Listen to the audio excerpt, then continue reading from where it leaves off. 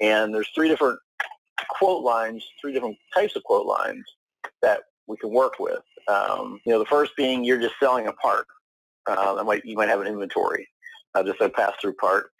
Second one would be what we call make to order, a part that you're quoting on that you're going to manufacture. Something you've already made before. There's a method of manufacture in the system, but it's a part that when the customer orders it, we're going to make it for them. And then the third type of quote line is an engineered order. So that's something that while we're quoting it, it's something we're actually building. We've never built before. We're quoting this out for the customer. Mm-hmm.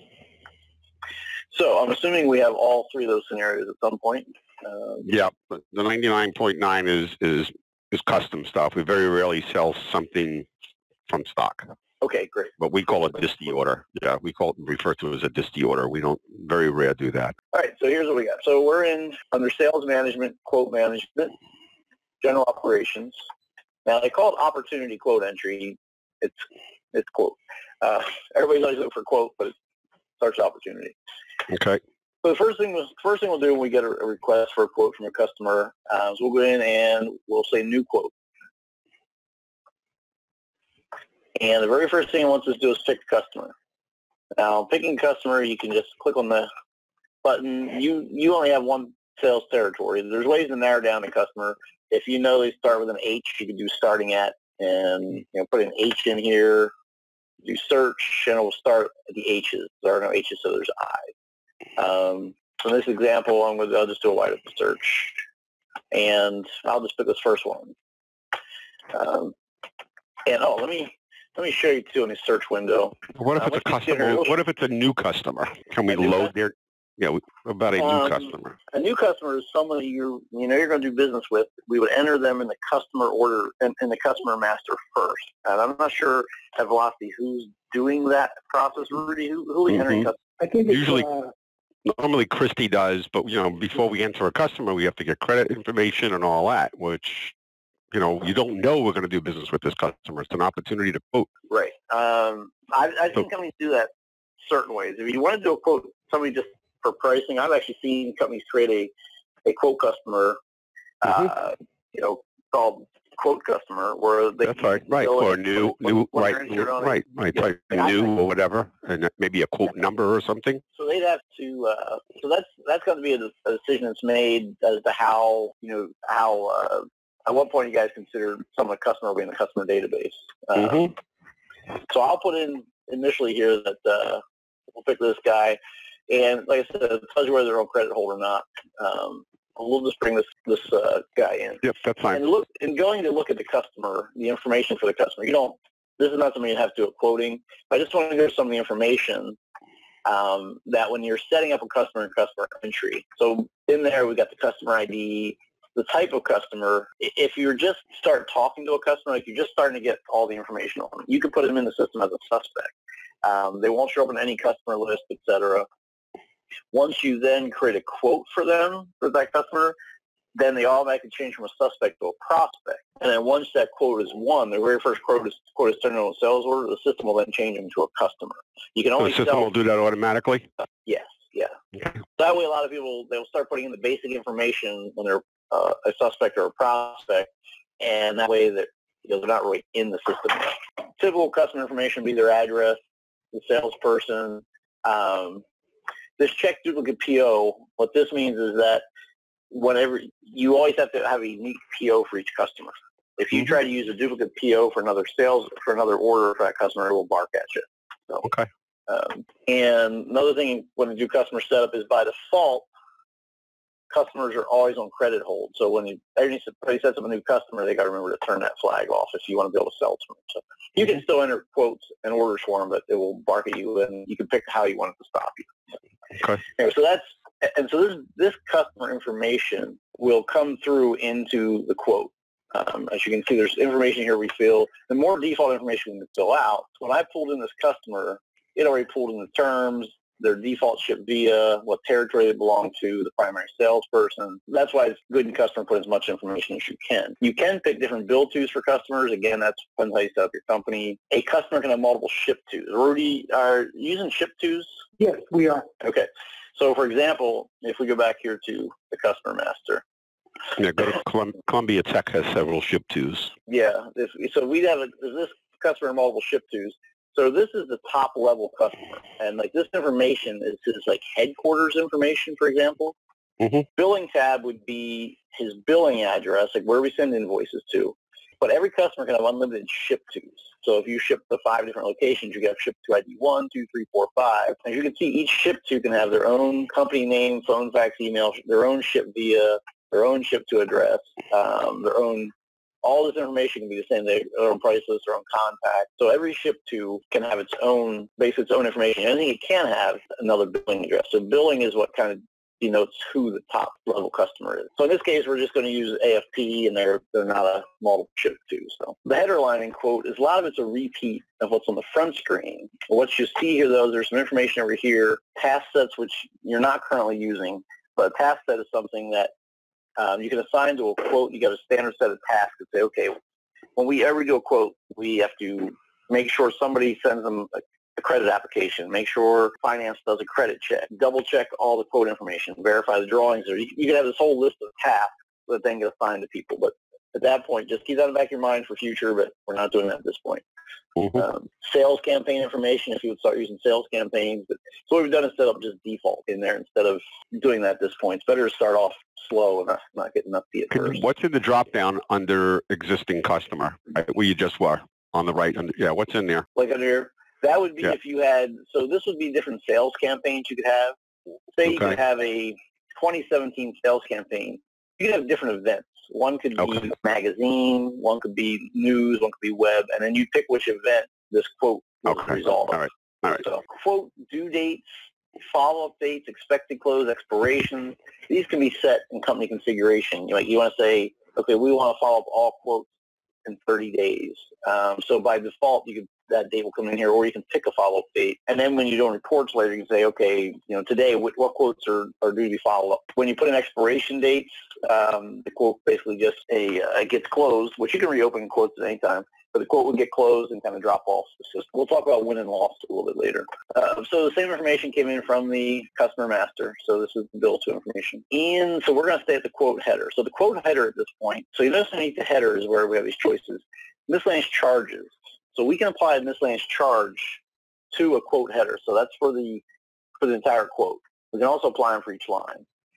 In this example, so we'd enter a miscellaneous charge. We would do new miscellaneous charge, new header, and then former header miscellaneous charge.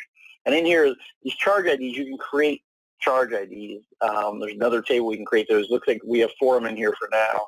And we could say, okay, this is we're going to freight charge, and we put the amount in here. And let's say it's going to be a $50 freight charge. Okay. And the frequency means how often you're going to charge this. I mean, on every invoice, the first invoice, the last invoice. So we're going to say every invoice we're going to charge them $50 freight charge. Comment. These, again, are header comments. So this would go at the header of the quote. I'm going to put this as a header comment so we can see where that shows up. And then we get to our line. So to enter a line, just by being on the screen, you can just click on the new piece of paper, or you get the down arrow and say new line. And this first one, we're just going to pick, I'm going to pick a part type of purchase and search. And we're just going to sell somebody this banana connector. So at this point, I pulled it apart from our part table. It's got a description with it. Here we have order quantity and expected quantity. Order quantity is what's going to go on the sales order, what the customer is going to order. I'm going to say 10 of these. And expected quantity is for quoting purposes. Let's say that the customer is saying, well, I think there's potential we buy 100 of these. So if you put here 100, what that then gives us would be our potential. And we'll see that later as we put pricing in here. That's what the potential for the quote is. But this order quantity is what's actually going to carry over to the sales order. A lot of times these are the same. And a lot of times people even hide this expected quantity. They just make them equal the same. So that's something will come out of usage. So unit prices, and to get a unit price in here, there's 2 ways to do that. One is, let's go look at the part master. So this is a table where all the parts are put in the system. And they denote where they're purchased or manufactured. Here's a sales unit price. It's interesting that didn't pull in. look at how we have that set up. But sales unit price should pull in there, unless we have them set up to use price lists, which we don't. All right, and then we make a note. It doesn't show cost either. Yeah, the cost. Well, I don't know if the $1.31 is cost or resale. Well, that's in that particular field. Let me go back there and explain that a little better. Yeah, because you don't want to give out the wrong price. In the Part Master, this sales unit price, this is like your list price. This would be like list price for this part. Internal price is something that when you're doing intercompany purchase orders, so Roy, nothing to do there. Cost is maintained a totally separate table based on when you buy this. Whenever you pay the vendor for it, that's the cost will come in. Or if you're doing standard cost, you go in the cost table and say, here's the cost of this product. But unit price should come in from the Part Master. The other thing is price list. I don't know, Kendra and Kenny, do you guys how do you currently do pricing? Are there price lists for customers, or how does that work? No, each item has its own unique sales price. It's whatever we can, it's the maximum profit I can get for it. So let's say, we try to work off of a minimum of 40% profit. So it sometimes can be lower, sometimes can be higher. But it's the general markup for components in the inventory, component stock, is 40%. So if it costs $1, resale's $1.66. That's 40% profit, not markup, profit. Okay, so I made a note of why that didn't pull in from the list price, but But because there's no cost in it. Not because there's no cost. Maybe we never bought it and there's no history. We might have got loaded, but we never purchased it. So there's no history. So we've got unit price here. So since this is a pass-through item, we really are done with this. We picked our part number. We said how many they're buying. We have a price in here for $1.31. Yeah. And save that. So now if you notice out here in the summary, we said there's potential for 100 of those. Mm-hmm. So now we have a potential $131 plus the $50 in miscellaneous charge. So that's a quote line, clean and simple, just for a pass-through item, something you're just reselling. Right, that's something we're already in the system loaded. It's got a bill of material and so forth, correct? Well, that's something this is something that is not manufactured. Okay, this is just a sold component. Look at what we call a disty order. Okay. Yep. So this next one now, we're going to do a make to order. So this is a part we have in the system. It's something we manufacture. So we're going to go in here and, I'm going to actually, check manufactured parts. And you guys typically will probably know the part number. You're just going to type the darn thing. Pick this thermo. Yep, that's fine. So here's the thermo. And the reason I picked that was, if you look here, manufactured, it tells me parts that have bombs attached to them. They're non-stock and have bombs attached. So that's why I wanted. So now I've got this thermo part. And if you ever put a part number here and the description doesn't come in, that means it's not in your part table. Okay, which if you're trying to pick a part that's in your part table, that means you need to go back and make sure you type the part number right or something. So this pulls in the product group, which kind of how we group different products you sell. Kind of explanatory. So we're going to sell one of these. We have potential for one. Now this, because make to order is a little different. So since we have a bomb attached to this, we can go back here to this manufacturing details sheet. And under actions for this quote line, we're going to go to manufacturing details, get details. So throughout EPCOR, you're going to see this get details. And what that does is when you put a part into the part master, say part 1, 2, 3, the system just knows that as a part number. It doesn't know anything about it, how it's made, if it's purchased. It just knows the part number. Whenever we do this command of get details, that goes out and says, okay, for this part, is there a revision that we use to manufacture this part? If there is, then for that revision, I'm going to pull in the whole method of manufacture, the operations, the bill of materials, and marry those two together. So that's what get manufacturing details does in the system. And so what we have here is we have this. If there are multiple revisions of this part number in Part Master, and I'll step back to Part Master in a second because I want to clarify this. We could pick which rev we want to make, but it should always show one of the most recent effective dates as the first one. So here's Rev B. I'm going to start to, okay, we're going to make Rev B, and let's say okay. So what this is going to do is now here on my left tree now, what it's done is it's pulled in my method of manufacture for this part. So now I'm in quote, and now I can see the operations used to make this. So now I'm going to do assembly, and I can put, apparently there's no production hours standards already in this when we do this. But I can go here and say, okay, it takes me 2 hours to do this operation, I go to labor, and I can say, all right, labor, hello, and take us 3 minutes per piece to make one of these.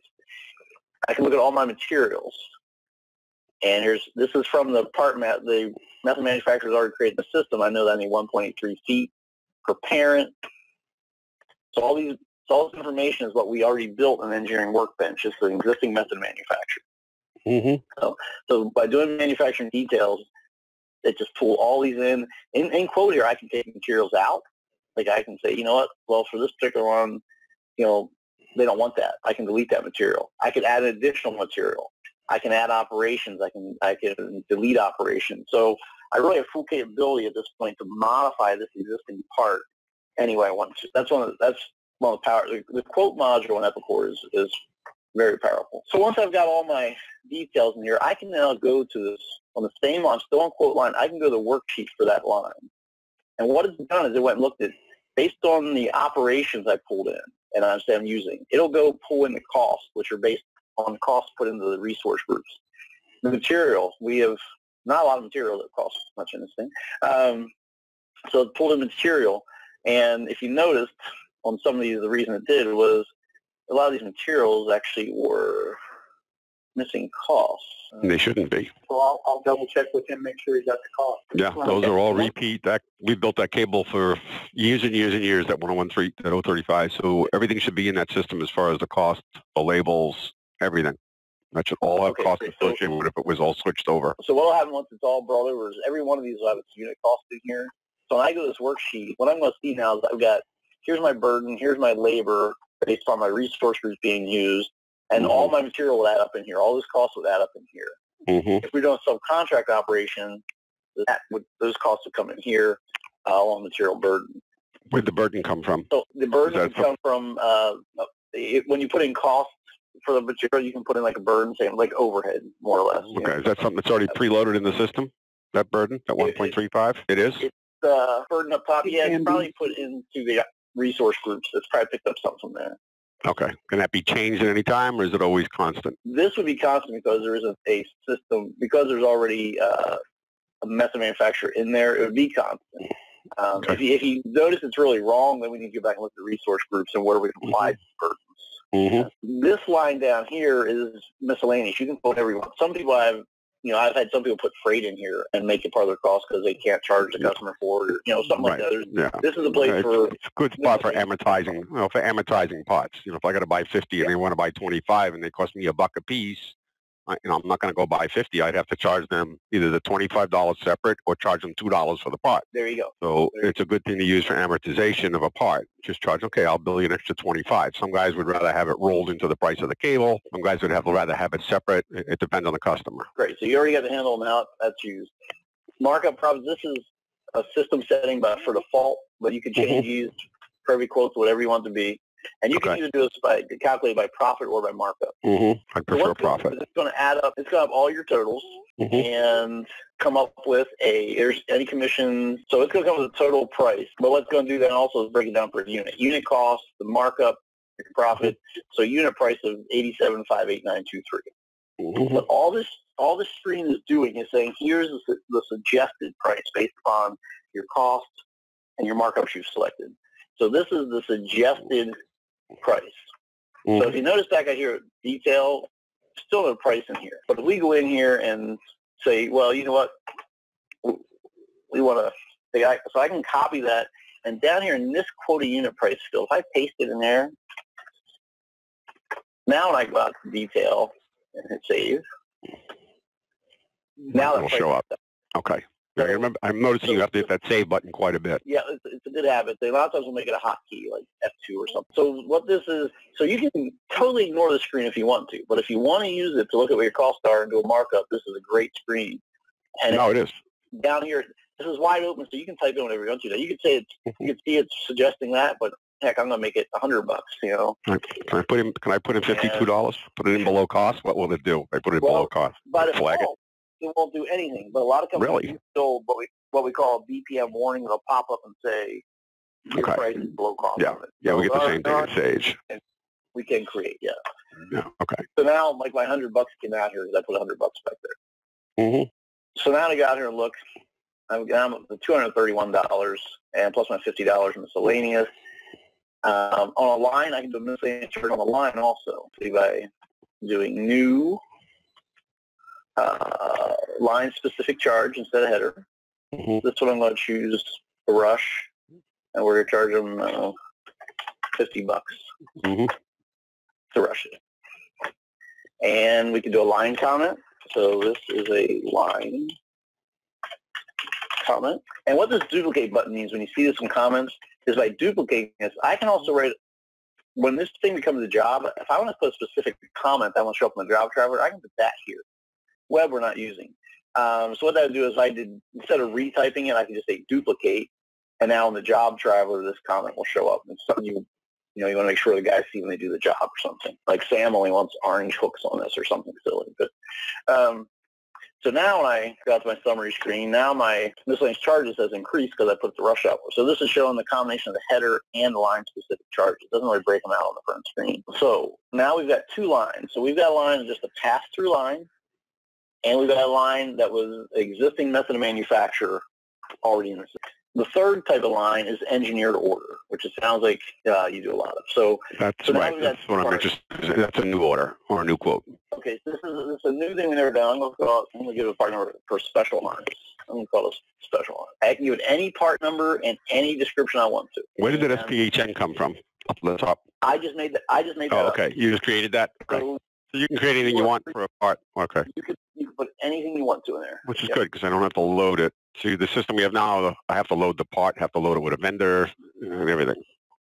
And you have to load the price. Initially, then, right. Then add it later. Right. And it won't show a cost. It won't show a cost. I have to load it. It won't show a cost until we buy it and it comes in the door. Right. Okay. So what we got here now is product group now, and we probably would make this a mandatory field because this is what really, when you're selling things, this is what says, hey, this is what we sold in each product category. So in here, I'll pick something, electrical equipment. And so we're going to make that mandatory if it's not already, because when you do one-off parts like this, it doesn't automatically fill in. So yeah, I'm sure you probably want to show well, I'll know what it is. I'll know what it is. Well, a lot of it has to do with the way that it hits the accounting system if it ever does become a sale. It has to have a category. Mm-hmm. Absolutely, that drives all the accounting. It says, oh, hey, they put these sales in for this part in this bucket. So, and we'll just have one of these. So what I'm going to do now is going back to this manufacturing detail screen again. But now I don't have a part to pull in. Okay, so I can go to this engineering tab, and basically what I'm looking at is exactly what we do in the engineering workbench when we build a new part. So the first thing I'm going to do is I can go in the operation master, click on operation, and this is going to give me a list of all the operations that we use in our manufacturing process. So I could say, for this one, we're going to assemble it. We're going to do some kitting and QC. And you can pull all those in if you want to. I could have said operation, select all, okay. So now I've got this whole list. These are all the things I could possibly do with this part. So now I just can click and drag. I can say, all right, well, first thing we're going to do is we're going to kit. So we'll drag this up and I drop it on operation. And then I say, next thing we're going to do is we're going to assemble it. So I drag up and drop it on operation. And let's do some QC or some QC. There's some quality. Let's drag some quality up there. What I'm doing is right here on the fly, in quote, I'm building how I'm going to build this part. I'm creating my method of manufacture, and it only exists at this point in this quote line. It's not out in the system anywhere. It's not saved. It's just tied to this quote line. And then I can say, all right, well, I need some parts. So I can go click on part, and I'll just say, I just want purchase parts for this. And I could say, well, I'm going to need these first 4 parts. Now I can take these and say, okay, the first thing I do is I use them at the operator. I kit them, so I'm going to take them up here. I'm going to drag each one. Now I can pick, using Control or Shift, I can grab them all and go up here and drop them. So now I've got the method of manufacture for this part I'm building from scratch. I can do this operation. I can say, all right, we can build I don't know, 2 pieces per hour on this one. Thinking my next assembly by operation, I don't know, we can do 1 on this one. I'm trying to do some drag out some time. And then I can either click on the tree over here or click on this button here to move forward. Guy watching a tree sometimes takes a double click sometimes. And then there we go. Now my parts. You see this blue thing? This tells me I'm missing information on these materials. So what I'm missing is I don't have a quantity preparing here. It wants to know, hey, how many of these do I need in one assembly, one parent assembly? So let's say I need 2 of those.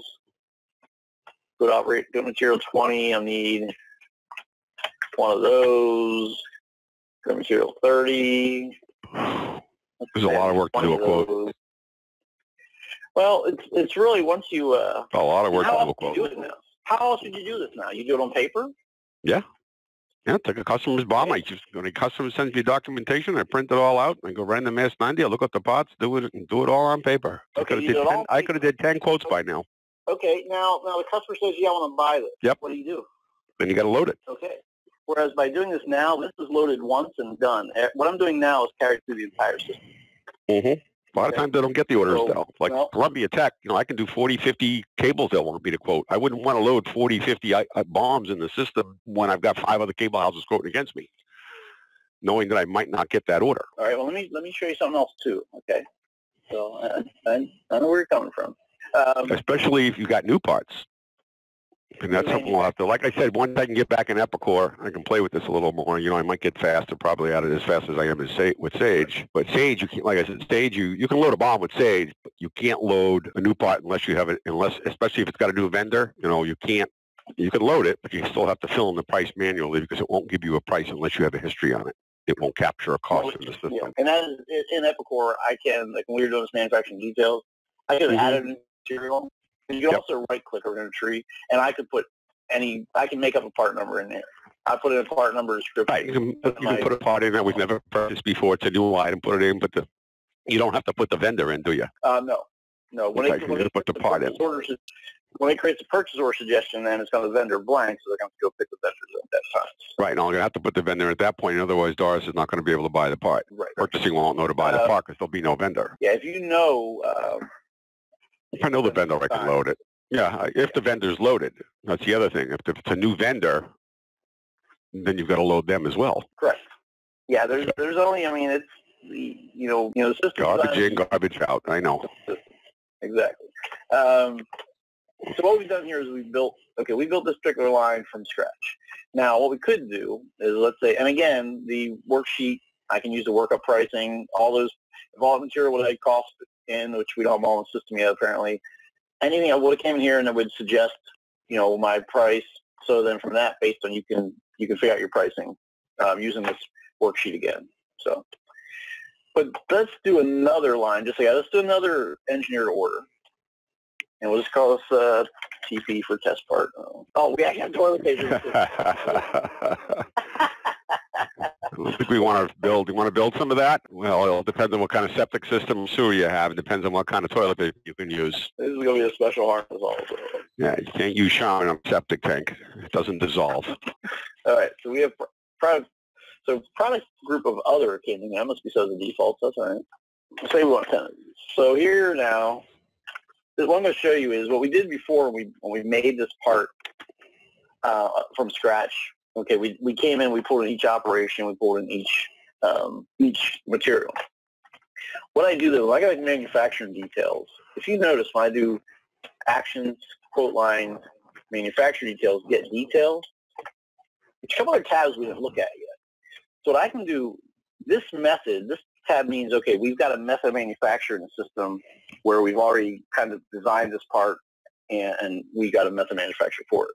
If I click the job, if I know, hey, we already did a job very similar to this one time, I can go pull up that job number, and that will pull in the method of manufacture how we made that job.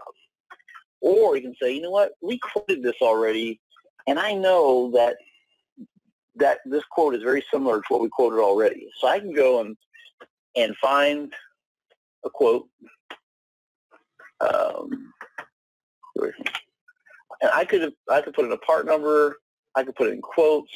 So So here's all quotes that we have engineered parts in. I can say, you know, it's a lot like this one. I can pull that in, say, okay, spins a little bit. And now what I just did was pulled in everything from that previous quote where I know I already quoted one like this. And then I can just go in here and I can delete materials, change operations, those kind of things. So you don't necessarily, you know, have to start from scratch. If you do a lot of things, you know, are similar to one another, you can. Yep, I do. And I do quite a bit of that. I do a lot of cut and paste of bills and materials because I've got different jobs. They might be the same cable, different lengths. It might be a similar cable. They change the cable, but the components are the same. So you can cut and paste and copy and just change the one or two components if you need to change to that part number. So that would be good if that's in there. It's a good tool. So that'll save a lot of time. That's how we do that. Okay, let's save a lot of time. So now what we do is we've got our quote. We have 3 lines. We have a pass through a part that we manufacture. And here's a special one we're going to make. And what we have to do now is on lines that have a method of manufacture where we actually did some engineering to it. You have to check this box that says engineered. This means, okay, I'm done engineering this part. This quote line is ready to go. And it's okay if you forget to check this when you go to create a sales order from this quote or go to print the thing. It's going to say, hey, you need to go check this engineered work box. This check box here. That's something you commonly forget, but it's not a big deal in my opinion. So now we've got our quote. And one thing we do from a quote is we can print a worksheet. Now, the worksheet is something you never want to, I know some people will hide this in the menu, because I worked at one place at a call center, customer service agents taking orders, and we were scared to death they were going to print this worksheet and send it to the customer by mistake. Because what this is for this quote, it's a breakout. Like, here's line 1, the part number, and then here's all of our costs. How everything's marked up, the amount, and then here for a little more important here on quote item 2, when we're manufacturing, you know, all of our costs, all of our markups in here, total price. Quote item 3, and then breaks out all the raw materials, all the manufacturing details. So this isn't something that you want to go outside the company. So no. But then once you're done with your quote, and you say, okay, I'm ready to send this quote. It's finished. I'm done working. I'm ready to send it to the customer. You check this box that says quoted. And once you check that, now there's this print form. Before this was not. This was actually the quote form that's going to go to the customer. And let's see what's in there now.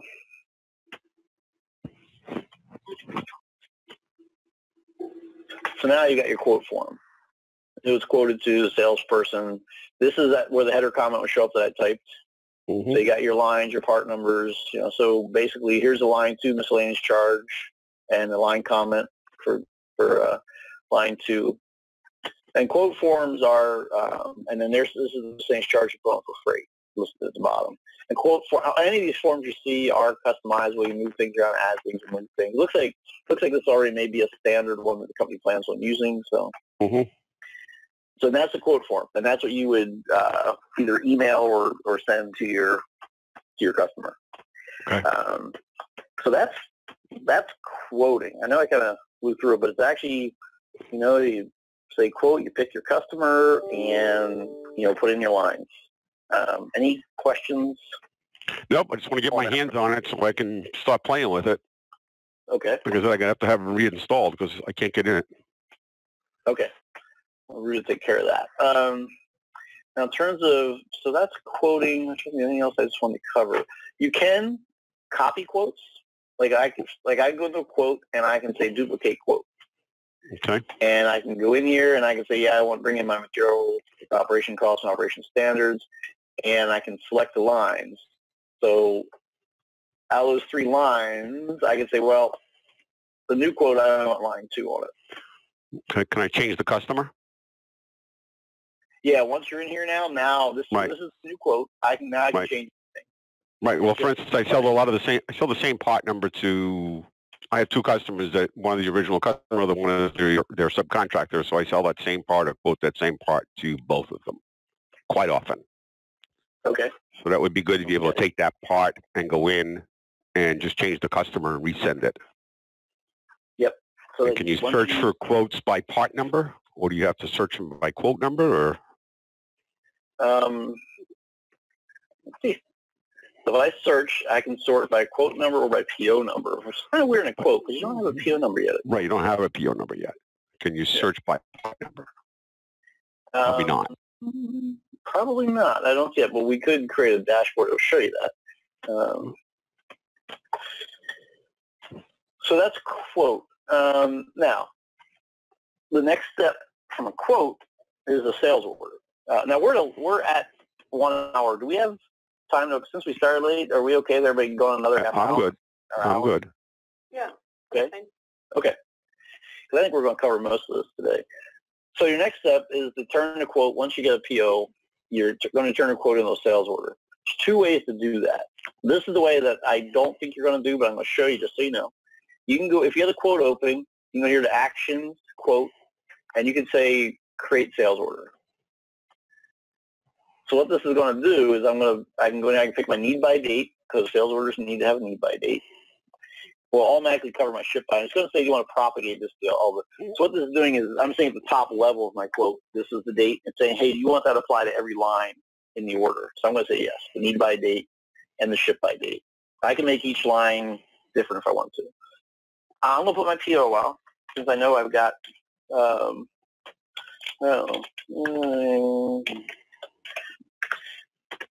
Because every sales order is going to have a. You can change your ship via terms. These came in by default, and then I can pick out of all the lines here. I picked that quote that just had one line, the new one I made. So I'm going to say, yep, this is order worthy. So I can just pick the lines that the customer wants. If they don't want all the lines we quoted, you have them all listed here. You just pick the ones you want, and you say create. How about quantity? And, oops, the new one I just created, I didn't go in and put in quantity yet. Let's see here.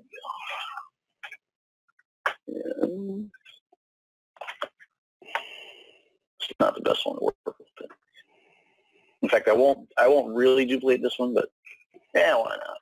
Really need stuff to clean up. So we got ship by, yes, PO, and I'm going to say it's order worthy, and I'm going to say create. And now the customer's going to go on credit hold, probably because it's going to exceed their limit. They're allowed to purchase. I used them before for that. I'm going to say yes. So what it will allow me to do is when you put someone on credit hold, you can say either warn it when I create a sales order for customers on credit hold, I can just pop up a warning, which will still let me enter the sales order, or I can stop it right then, and I can't even put a sales order in. And then the other option is at time of shipment for customer credit hold, I can warn or I can stop. So a lot of people do is do a warning at time of entering sales order and a stop at time of shipment. So it really comes down to company policy. So 1037 is the sales order that's created. So at this point, we're done in quote. And now we'll go to order entry, which, let's see what else we want to cover today. Do we want to go, I'll tell you what, I'll take run back up, because one of the topics we wanted to talk about was revisions, I do believe. Managing manufacturing revisions. So I'm going to pick a manufactured part and search for it. And see if it's got a bomb. Okay, so this thing. Get the same thermal part. So in the, and I'm not exactly sure what all the questions were about this. So what I did see on topics today was managing manufacturing revision. So this is my part master, where all the parts that I want to have in inventory or I want to have in the system, I'll go pull in the quotes and orders. This is where they're created at. We say, what type of part they are. We give them some information about pricing, how to point them to where they drive accounting. Are they stock or non-stock? And then we have revisions. So this is where we can apply as many manufacturing revisions as we want, as we possibly have. This price started at B. So what we did was we created a revision. There's a revision B. The effective date of when that revision takes place you can give it a description, and if you have multiple sites, what site this revision would be good for. You can, if you're manufacturing this part in 2 different sites, one site might make it a little different than the other site. So you could have a revision for each plant. So really, in this point, this is the easy part, creating a revision. And then when I go to create the method of manufacture for this part, this is when I say, okay, for part number XYZ, revision B, this is how I'm going to make it. Here's my operations. Here's my materials. So I'm not exactly sure what all the questions were around that, but it's pretty simple. You're a speaker. And what I'm doing here is I can go ahead and see what this manufacturing method of manufacture looks like. I can go into revision B. I'm right-clicking, saying open with method tracker, which will show me what my method of manufacture is for any part that we manufacture. We have a method of manufacture for. So I can go in here and say, okay, for this part number for Rev B, here's my operations, my materials. Here's how we're building this part. I can't change anything in here. It's kind of nice. It's just a nice view. So anytime you do on a revision, where you have a revision number, you can right-click, and you can do open with method tracker, and it will show you your method for that. Another tool that's good to use during quoting is Part Advisor, and that's under General Operations under Quote and Order Management. In Part Advisor, we can go in here, and we can pick a part. Let's pick that first one. And it's going to ask questions. It's going to say, have we ever quoted it? And yes, we have. On 2 different quotes, we've used this part. We've quoted this on 2 different quotes, and it actually had an order for one of them. And it will tell me the information on that. Did we ever sell it? It looks like we sold on order number 1036. We actually have it on a sales order. Have we manufactured it? We shouldn't, because it's not a manufactured part. Do we have any on hand? Yep, looks like in the warehouse we've got 10 of them. Has it been profitable? And not enough information in there yet. But Part Advisor is a good tool to use. Okay, so let's go into sales order entry. And we'll just briefly go into this. So now I'm in sales order. We're going to look at it from the aspect of pulling in that quote. Okay, so I go into sales order, and I can go under actions, and I can say, get a quote. I can search, and we can pull in this 1015. So I'm going to say, all right, I'm going to pull in this quote number, and say, okay, and I'm going to put a PO number in there, and here's my 3 lines from the quote. I can pick one of these. I can pick all of them. So right now I'm just going to pick lines 1 and 3. So I'm going to do first I'm going to use my control key and pick 1 and 3 and say create my sales orders.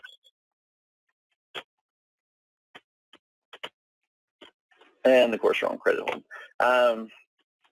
So now I've got this customer, and I guess my click didn't take. I pulled in all 3 lines. I meant to pick just 1 and 3, but so I can pull my lines from the quote. And at this point, everything from the quote really, if you do all your work in quote, there's very little to do. In this case, in that front screen, I could have put in a due date, a need by date, and I didn't. And when I hit save, it's going to say you want to propagate it. Yep. So at this point, other than putting in my PO when I picked it and my need by and ship by date, everything else should come in from the quote. If I go to the header, my miscellaneous charge is there. I go to the lines, all 3 of my lines are there. So we see these. We've got our quantity, got our price in there. Need by ship by carried through. On line 2, we should see our comment. Line 2, we should see our miscellaneous charge. And so we really, at this point, when you do all your work in quote, the sales order at this point, when you're pulling a quote, really there's very little to do. Unless now at this point you could add another line, another sales order line. If it wasn't on the quote, they came back later and said, hey, we want to also buy this. And each line has a release. You can have up to multiple releases. If you're shipping like a blanket, they take out a blanket for 10,000 parts a year. They want, 1,000 or so parts every month. I could create 12 releases on this and give it a date. And then each month it says, hey, okay, now make these. So, but as far as converting a quote to a sales order, so you can either from the quote, you can say, hey, I'm going to push it and create a sales order. Or you can go to sales order and say, I'm going to pull a quote into a sales order. So, any questions on that part? What's the difference between pushing and pulling it? What's the difference? Huh. There's really none. It really comes down to how you do your work. So do you have two different people that do, one does quote, one does sales, or is that divisionaire, Kenny and Kendra? Is that division between the two of you? Yep. Correct. Yep. Okay. So Kenny, you're doing the quote, and when Kendra goes to do a sales order, she can either go in the quote, look it over, and convert it, or just go in the sales order and pull in the quote. It really is just going to be, there's really no difference. The end results are the same. It's just a matter of what your workflow looks like, how you work and where you work at, the most of the time. If Kendra wants to always live in sales order and not go in the quote, yeah, she just pull it in. So. That's probably what I'd do. So that is really what we intended to cover today was quote management, the manufacturing part of vision control, and just then taking quotes on the sales orders. And I think, what's tomorrow's session supposed to? Do we cover everything? What time is tomorrow's? Well, so I'm looking right now. I got a custom. Tomorrow. No, wish I did. Well, actually, tomorrow we were just going to cover the same if we didn't get this finished today. So tomorrow we had another hour blocked out. What time? It was from 10 to 11, but we don't need it for this topic. Yeah, we're done. We're done with quote. Okay. So, okay. So I think the next one I want to bring my laptop in and do the Zoom on my laptop while I'm playing with Epicor at the same time here in the office. Okay. Yeah. Now it's a matter of, now it's a matter of going in and just getting reps. Go in and Kenny, once you get in the system, but go in and create quotes. And that's what I want to do. Shane's here. He's going to reload it. Once this is over, he's going to reload Epicor for me. I'll get in it. Okay. And I'm going to start taking some of the existing quotes I have on my desk just to play with them and load them in the system. The quotes that are already done. That I know I'm going to get orders for. That I know I'm going to get orders for. So then, Kendra can play with it by creating a sales order from the quote. Yeah. Okay. All right. So are we meeting tomorrow at all? Well, how about, let's see, I'll tell you what. So on Wednesday, Kendra and Shane, we are going to do sales order training on Wednesday. Would you rather use tomorrow's session from 10 to 11, just do sales order training while it's fresh? That would be fine with me. Yeah, 10 to 11 is good with me too. Okay, so sales order training tomorrow. Do you ever create sales orders that don't come from quotes? We haven't done much with Epicor at all, Mark. We're learning more now. Well, I just mean in your process. Do you ever enter sales orders that don't originally first come from a quote? I mean, I'm just trying to figure out what do we need to cover tomorrow. If they're routine stuff, then normally Kenny doesn't quote that kind of stuff every single time. Okay. All right. So tomorrow, so tomorrow we'll use that time instead of Wednesday. Tomorrow we'll do 10 to 11. I'll send out, change that invite over 10 to 11. And then we'll cover, so Shane and Kendra will cover order entry and change anything and quote. If you have any questions you didn't see or something, we can go back and look at that. So we'll cover order entry, and then next up after you enter the order, be converting it. How we're going to create the job, and I'll talk to you about what the current how's the current process now. Kendra, when you enter a sales order, do you print out the paperwork right away and goes over for everything gets printed right away, and then it gets over to Doris. Okay. Rudy, will the planning workbench be used to create the jobs, or what's the plan so far, Rudy? Yeah, that is a new concept because they don't really create jobs in Sage. They just work the sales order. So that's something new that I'm introducing to Doris, and she's starting to get the hang of it. Okay, great. So from Kendra and Shane's training tomorrow, we are just creating a sales order and firming it. Correct. Okay, awesome. Yeah, we can cover that tomorrow in an hour. Perfect. Okay, great. So then we'll do tomorrow. 10 to 11, I'll send out a fresh invite, Kendra, Shane, and Rudy, and then we won't have Wednesday session in. Okay, That, works for me. That's fine. Okay, any questions on quote? It's really, it's just the devil's in the details, Kenny, as you've already said. Well, when you're building it, making it, and how quickly can you do it, and those kind of things. So, and notice hit the save button quite a bit. Yeah, and I will get you some end-user procedures, Kenny, that you can have in front of you to print out. Yep, I've been making notes. That kind of helps too, to have something to look at as you're going through the course. Absolutely. I learned more today. I have so far. What we want to do this week is keep going and doing reps, making quotes, so then Kendra can practice, bring them over to orders, because we want to get stuff in, because there's more training down there, because next thing we got to create jobs. To do that, we need sales orders, and then we got to practice shipping, we got jobs, so we're at the beginning of the pipeline. We're feeding everybody. So. Okay, I'm sure I'll have questions for you, Mark, as I'm going. And and guys, feel free. I think in my email, I'll make sure my phone's in there, or email me, whatever. But feel free to reach out. So. Yep, I have you walk me through a couple right off the bat, just while I'm doing it. I think that's the easiest way. Like I said, I'm going to bring my laptop for the next Zoom thing, so I can listen and watch you and do the same, play with it at the same time. That would be very helpful. Okay, yeah, that's excellent. Once you start doing some real life scenarios, that's when it really starts making sense. I started with Sage 18 years ago. I know nothing about it, so got it somewhere. Well, we'll try to make it. We'll try to make this only take 16 years to get the hang of. So. I got 18 months to retirement. So you better hurry up. Oh man, a little pressure. Thanks. Yep. All right. Okay. Well, good, everybody. Thanks for your time. And so Kendra and Shane and Rudy, I'll send out the change for tomorrow's meeting. Great. Perfect. All right. Thank you. Yep. All right. Good day. Bye-bye. Bye.